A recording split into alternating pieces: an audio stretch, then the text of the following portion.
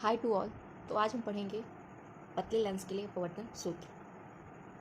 पतले लेंस के लिए अपवर्तन सूत्र, अथवा आप इसे कह सकते हैं लेंस निर्माता का सूत्र, अथवा लेंस निर्माता का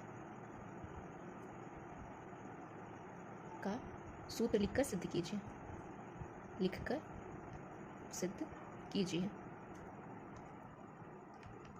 अथवा आप इसे कह सकते हैं 1/f equal mu minus 1 into 1/r1 minus 1/r2।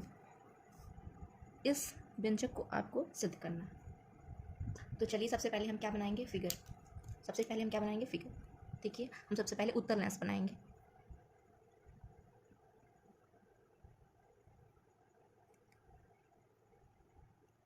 क्या हमने बनाया सबसे पहले, उत्तल लेंस। इसका नाम एल है। बीच में क्या होता है, मुख्य अक्ष। यहाँ पे प्रकाश की केंद्र आपका होता है। अब ये कैसा लेंस है, आप इसे कह सकते हैं माना एल एक पतला उत्तल लेंस जो वायु में रखा है। इसके दो पृष्ठ हैं, एक पृष्ठ है आपका ए बी और दूसरा पृष्ठ है आपका सी डी। एक पृष्ठ आपका ए बी और दूसरा पृष्ठ आपका सी डी। अब यहाँ पे प्रकाश की केंद्र क्या हो गया आपका ओ। अब यहाँ पे हम लेंस के मुख्य अक्ष पर एक वस्तु हम क्या लेंगे, पी। कौन सी वस्तु लेंगे, एक पी, जिसका प्रतिबिंब लेंस की दूसरी ओर कहाँ पर बनता है, I1 पर बनता है। यहाँ पे हमारा I1 हो गया। हमने क्या बोला, मुख्य अक्ष पर हमने एक वस्तु पी लिया जिसका प्रतिबिंब लेंस के दूसरी ओर I1 बनता। और ये जो I1 है वो ये सतह, जो ये हमारी ये सतह है ना, एक सतह ए भी, एक हमारी सतह सी डी। I1 सतह सी डी के लिए वस्तु का कार्य करती है। तो इसका अंतिम प्रतिबिंब, इस वस्तु का अंतिम प्रतिबिंब कहाँ पे बनेगा, आपका I पर बनेगा। तो यहाँ पे हम एक रेखा खींच देंगे और I1 का प्रतिबिंब बना देंगे। आपने समझा, ये जो I1 है वो वस्तु P का प्रतिबिंब है और ये जो I है वो I1 का प्रतिबिंब है। चूंकि ये I1 सतह CD के लिए वस्तु का कार्य करती है तो इसका प्रतिबिंब क्या हो जाएगा, I। आपने इतना समझा। अब जो हमने फिगर में बनाया है वही हम भाषा में लिख देंगे। तो यहाँ से O से लेके P की दूरी, मतलब आपके वस्तु की दूरी कितनी है, U है। I1 से लेके O की दूरी कितनी है, आपके V1 है। और O से लेके I की दूरी आपकी कितनी है, V। आपने इतना लिख लिया। अब हम लिखेंगे भाषा, लिखेंगे लैंग्वेज। माना L एक पतला उत्तल लेंस है, उत्तल लेंस है जो वायु में रखा है,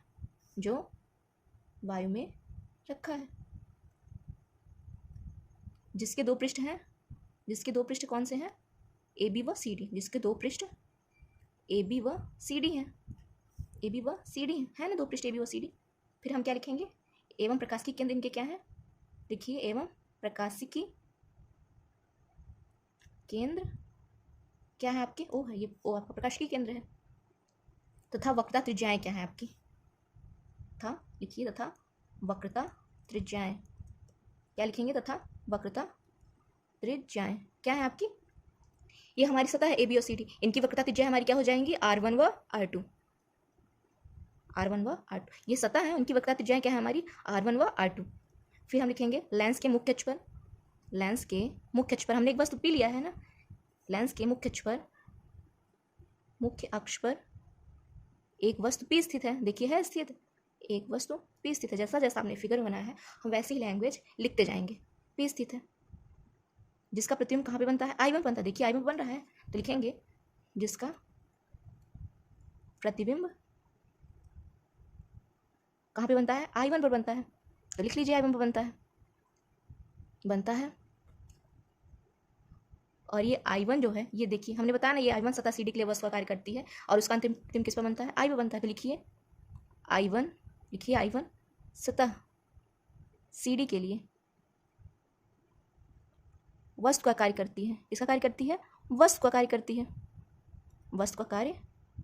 करती है। तथा उसका अंतिम प्रतिबिंब किस पर बनता है, I पर। अंतिम प्रतिबिंब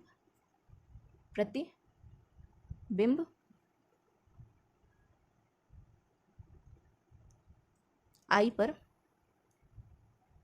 बनता है। अब जैसा हमने फिगर बनाया वैसे ही हमने लिख दिया। समझिए एक बार, आप फिर से समझ लीजिए।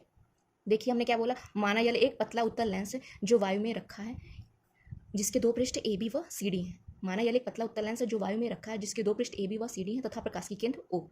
लेंस के मुख्य अक्ष, ये मुख्य अक्ष है हमारा जो बीच से रेखा गई, वो क्या है मुख्य अक्ष। लेंस के मुख्य अक्ष पर पी एक वस्तु स्थित है जिसका प्रतिबिंब I1 बनता है। I1 सतह सी डी के लिए, ये जो सतह सी डी है, ये सतह सी डी के लिए वस्तु का कार्य करती है तथा उसका अंतिम प्रतिबिंब I2 बनता है। समझ में आया आपको। माना यह एक पतला उत्तल लेंस है जो वायु में रखा है, जिसके दो पृष्ठ ए बी व सी डी है एवं प्रकाश की केंद्र ओ है तथा वक्ता त्रिज्याएं क्या है इनकी, ए बी और सी डी की R1 व R2 है। लेंस के मुख्य अक्ष पर, ये मुख्य अक्ष है, एक वस्तु P स्थित है जिसका प्रतिबिंब I1 बनता है। I1 सतह सी डी के लिए वस्तु का कार्य करती है तथा उसका अंतिम प्रतिबिंब I2 बनता है। अब बता दीजिए जो जो आपने लिखा है, ये वस्तु की दूरी कितनी है, प्रतिबिंब की दूरी कितनी है। तो यहाँ पे हम लिख देंगे, क्या लिखेंगे, जहाँ जहाँ लेंस से वस्तु की दूरी, वस्तु की दूरी क्या है, वस्तु की दूरी आप देखिए u है, u दिया है फिगर में, आप देखिए यहाँ पे u दिया है। अब प्रतिबिंब I1 की दूरी क्या दी है, v1, और प्रतिबिंब I की दूरी क्या दी है, v। तो लिखते जाइए, प्रतिबिंब I1 की दूरी कितनी है, v1, और प्रतिबिंब I की दूरी कितनी है, I की दूरी कितनी है, v। हमने जो जो फिगर में लिखा था वही लिखते गए। आपको इतना समझ में आया। अब चलिए लिखिए, अब हम क्या लेंगे, अब हम क्या लेंगे, अब सतह ए बी द्वारा, देखिए अब सतह ए बी द्वारा वस्तु पी का प्रतिबिंब कहाँ पर बनता है, I1 बनता है, तब अपवर्तन सूत्र से। तो लिखिए, अब सतह ए बी द्वारा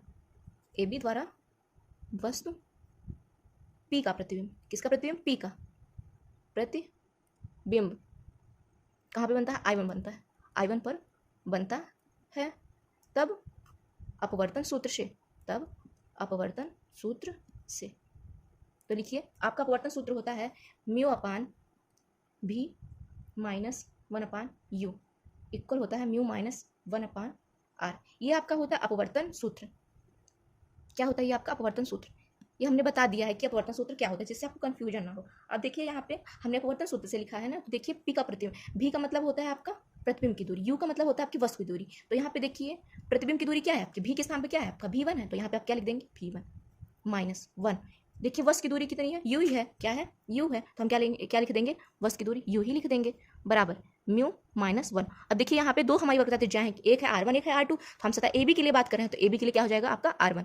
ये आपका अपवर्तन सूत्र है। इसी अपवर्तन सूत्र से आपको ये लेंस का अपवर्तन सूत्र जो है, लेंस पतले लेंस के निर्माता का सूत्र, आपको ये सिद्ध करना है। तो चूंकि हमने पहले लिख दिया कि अपवर्तन सूत्र है, आप इससे तुलना कीजिए, म्यू तो लिखा ही रहेगा, लेकिन यहाँ पे भी प्रतिबिंब है, लेकिन हमारा प्रतिबिंब तो क्या है, v1 है। u जैसा था वैसे ही है, u की दूरी इसमें भी है, वस्तु की दूरी u इसमें भी है, हमारी वस्तु की दूरी u है। अब यहाँ पे म्यू माइनस 1/r है, लेकिन हमारे पास वक्रता त्रिज्याएं कितनी है, 2 है। हमारी एक कौन सी हो जाएगी, सतह AB के लिए R1 हो जाएगी।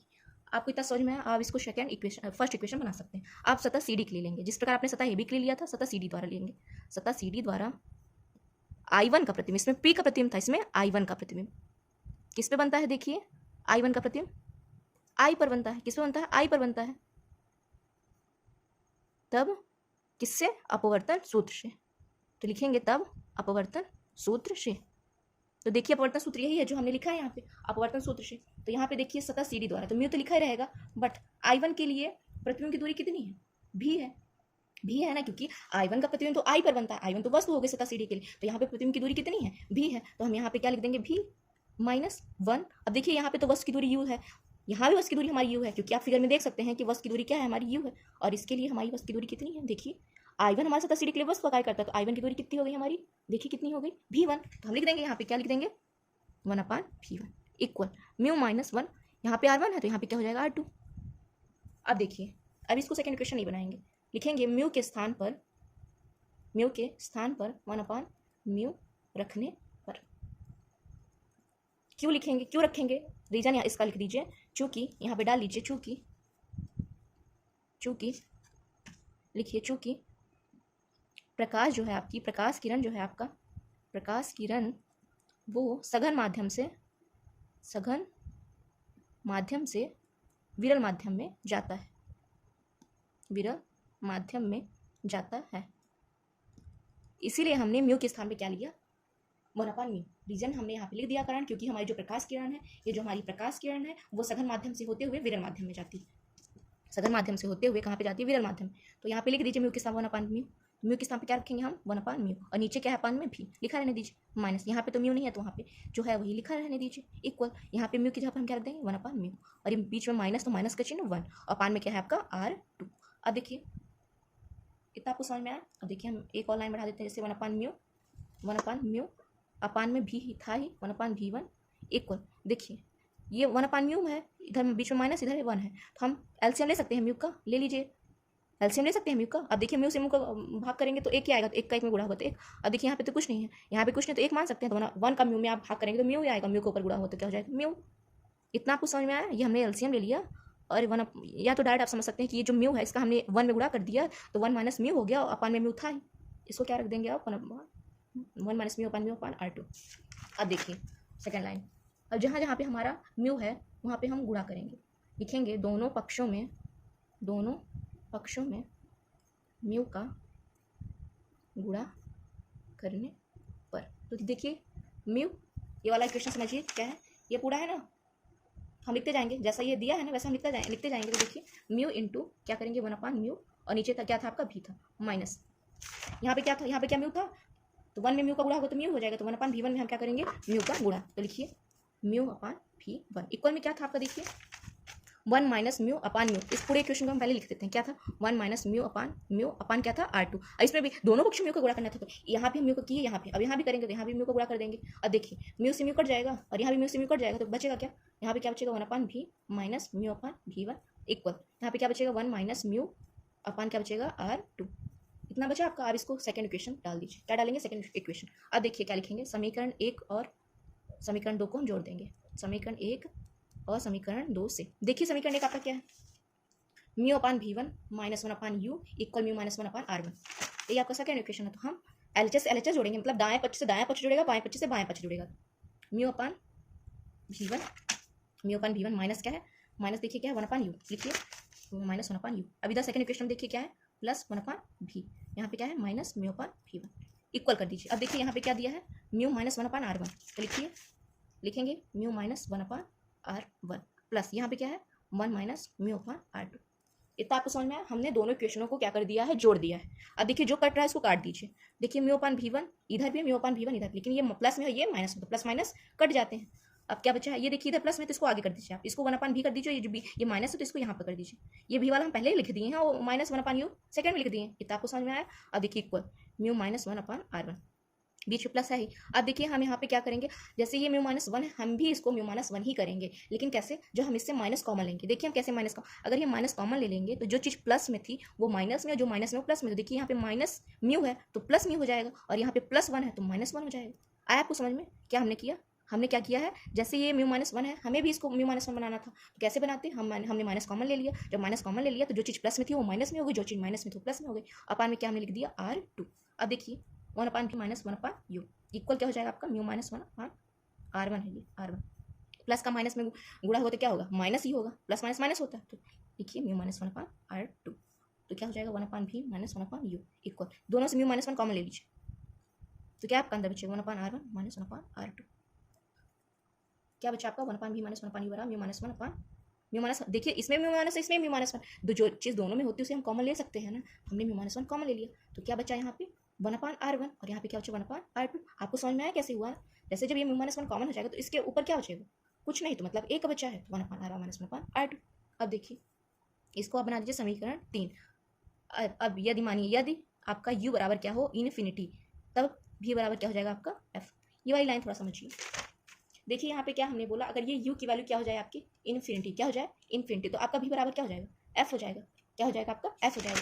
जब आपका म्यू बराबर इन्फिनिटी है तथा यदि आपने माना क्या है आपने u बराबर यदि माना लिख दीजिए यहाँ पे, माना यदि u बराबर इन्फिनिटी तब v बराबर क्या हो जाएगा f। ये जो दोनों वैल्यू आई है आप इसमें रख दीजिए, तो 1/v 1 लिखे ना नीचे, v की वैल्यू क्या है आपके f माइनस, यहाँ पे इन्फिनिटी की 1 है और u की वैल्यू आपकी क्या दी है, यहाँ पे u की वैल्यू क्या है इन्फिनिटी लिख दीजिए, और यहाँ पे म्यू माइनस 1 पूरा आप इसको जैसे लिखा है वैसे ही आपके यहाँ पे लिख लीजिए।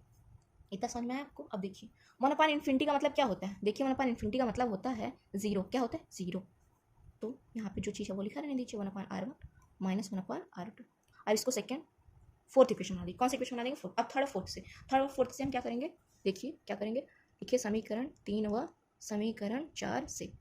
देखिए हमने क्या किया, हमने समीकरण 3 में ये जो समीकरण 3 है हमारा और ये समीकरण 4 है हमारा, देखिए इसमें कॉमन क्या है, देखिए आप इसमें कॉमन क्या है, कुछ आपको कॉमन लग रहा है, कुछ नहीं कॉमन लग रहा है। अब ये वाली लाइन मत लिखिए, ये वाली लाइन अभी आप मत लिखिए, अभी आप देखिए यहाँ पे -1/f -0, और 1/f में 0 को घटाएंगे तो आपका 1/f ही आएगा। तो लिख दीजिए mu minus 1/r1 minus 1/r2। यही आपको प्रूव्ड करना था, यही आपका क्या था, अपवर्तन, लेंस के अपवर्तन सूत्र। देखिए आप स्टार्ट में देखिए, आपको ये प्रूव्ड करना था ना, यही आपके पतले लेंस की निर्माता का सूत्र। अगर आपको समझ में आया हो तो प्लीज़ आप स्क्रीनशॉट ले सकते हैं। देखिए अगर आपको समझ में आया हो तो प्लीज़ आप स्क्रीनशॉट ले सकते हैं।